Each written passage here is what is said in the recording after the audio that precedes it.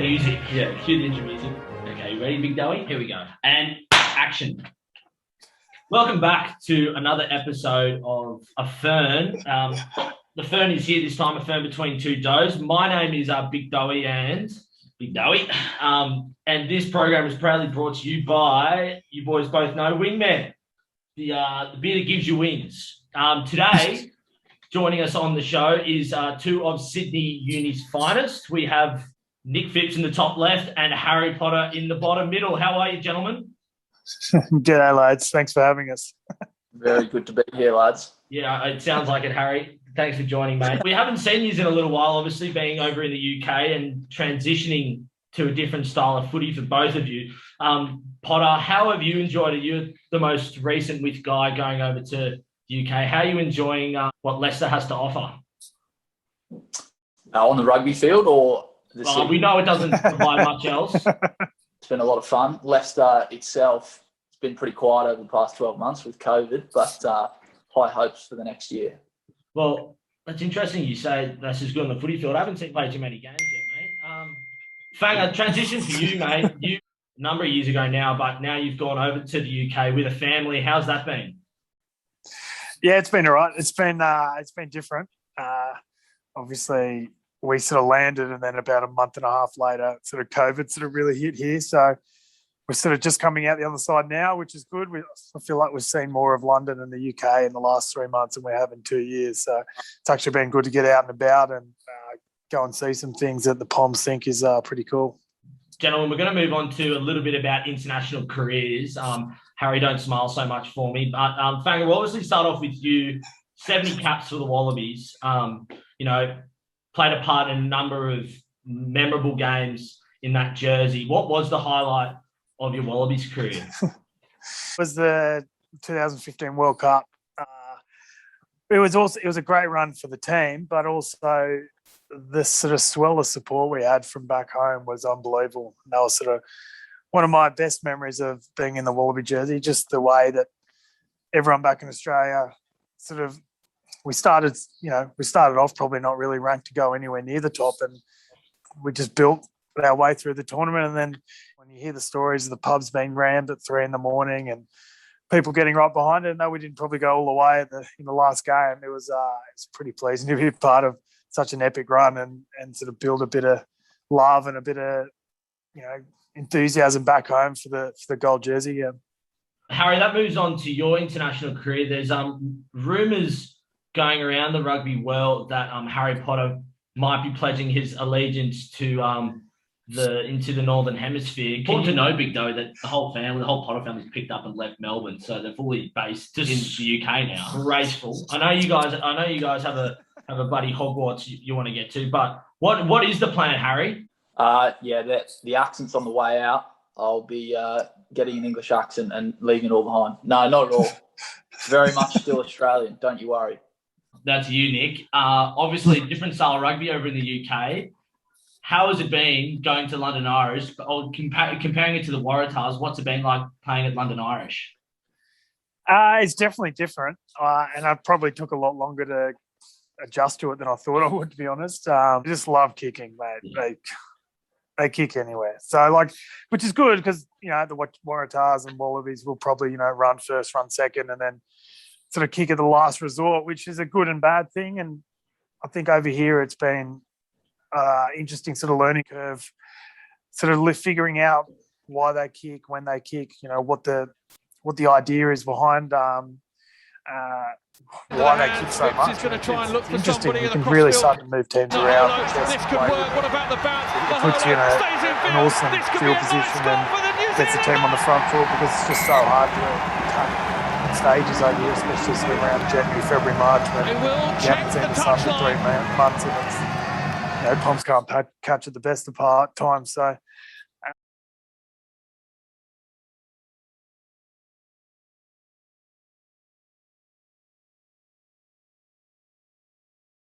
it's been interesting to learn. I've enjoyed it. It's definitely a new string to the bow. We probably run a little bit more than Harry's team, who kick all the way up to the 85th metre. That's fun for you, Harry. Yeah, so it's not been me. good. Harry, in European rugby, there's obviously the season's so long. I'm getting back to it being a bit more positive here, Harry, but the squads are so much larger, which is what you guys probably would have both noticed when you started over there. How much more competitive do you think it is playing rugby in the UK compared to once you get picked up by the Rebels, for example, like you were, Harry? How much more competitive is it to get into that starting 23?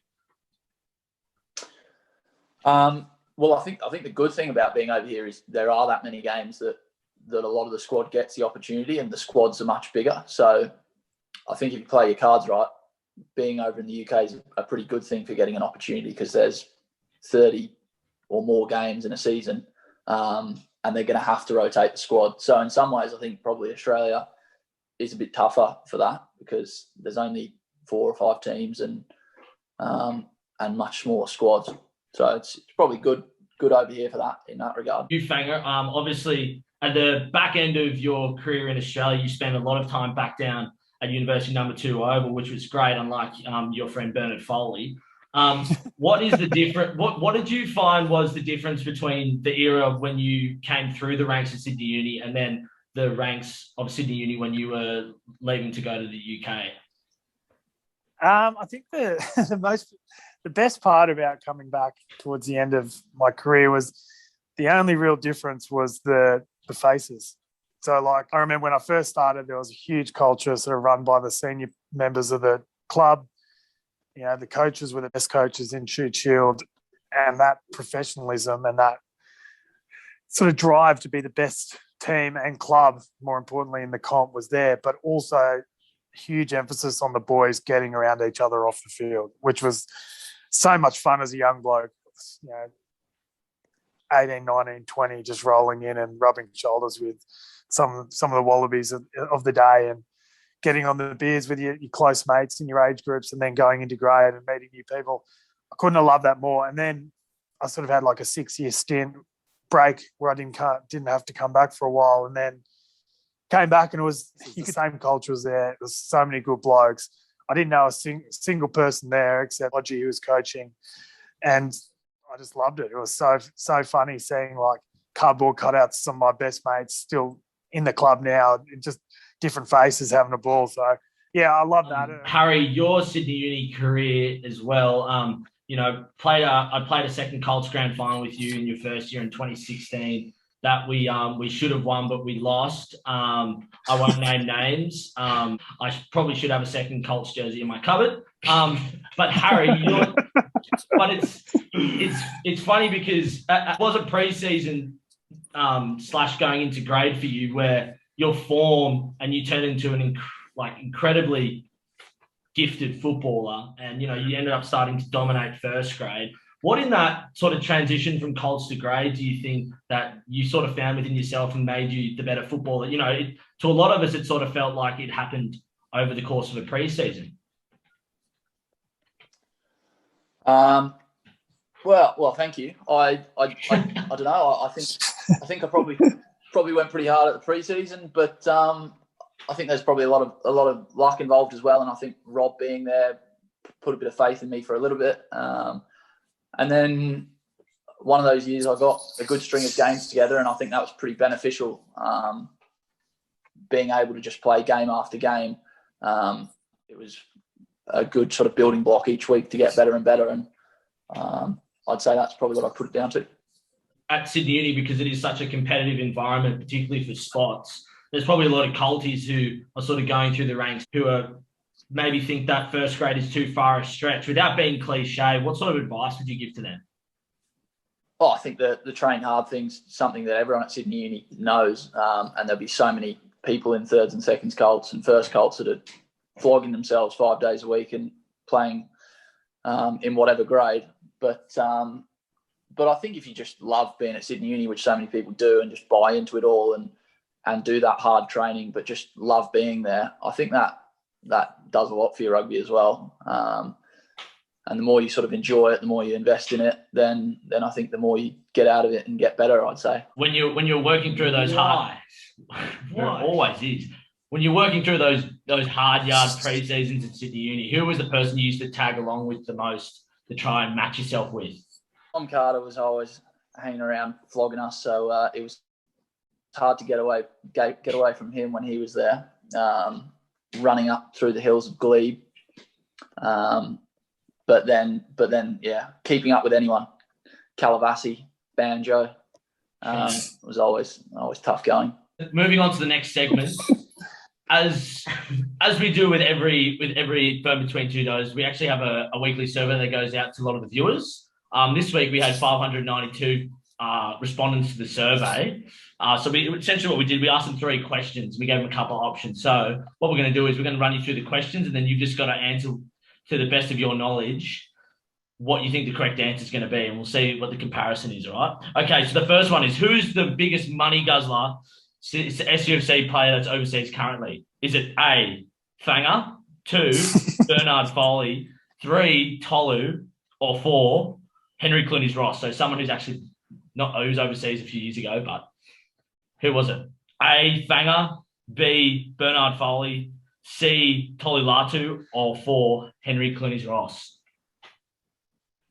Fanger, you go first. Who do you think it was, mate? Their money out of Henry Clooney's Ross, I reckon. Bang for their buck.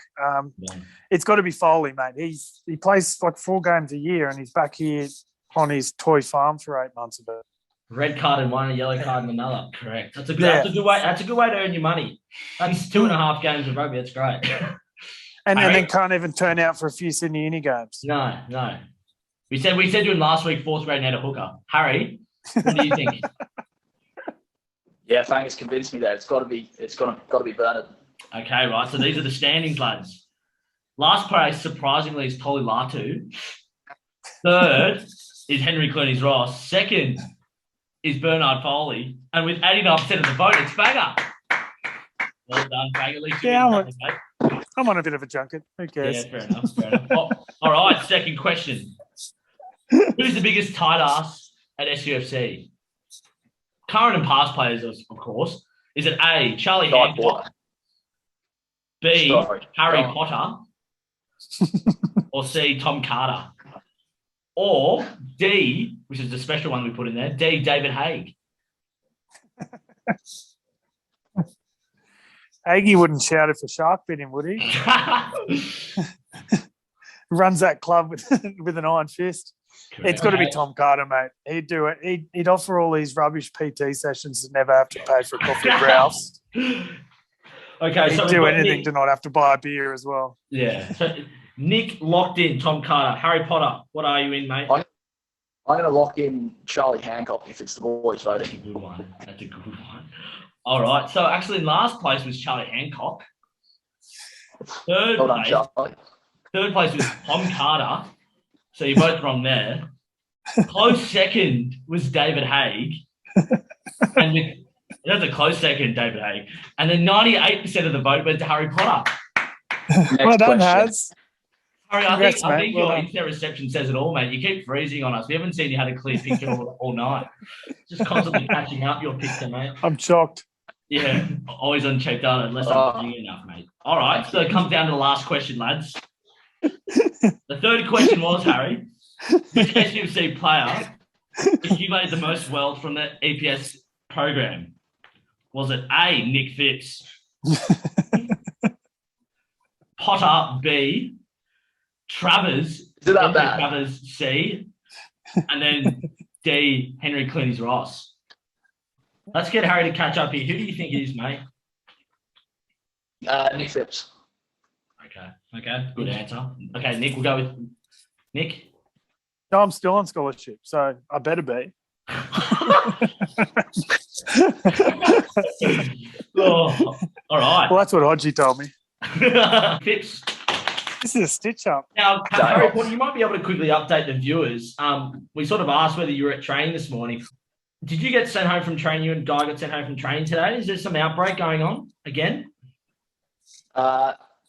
Yeah, a bit of an early mark today. There's a bug going around Leicester at the moment. So okay, breaking news in Fern Between Two Dohs. Another positive case at Leicester Tigers. Probably got it for the third time. Guy Porter has contracted coronavirus for the third time, and he actually brought it back from Sydney. That's the reintroduced a Delta variant into the UK. So well done, guys. At least you've achieved something so far in the UK career. Listen, gents, thanks again. Really appreciate your time coming on the program today. Again, special thanks to Wingman, our friends at the Beer That Gives You Wings. And listen, gents, all the best, and we'll hopefully see you soon for a wee pint over in the UK. Thanks, Lovely. boys. Thanks a lot. Thanks, Harry. Thanks, Harry, for Cheers. catching up, mate. Sorry about my connection. Thanks, lads. All the best.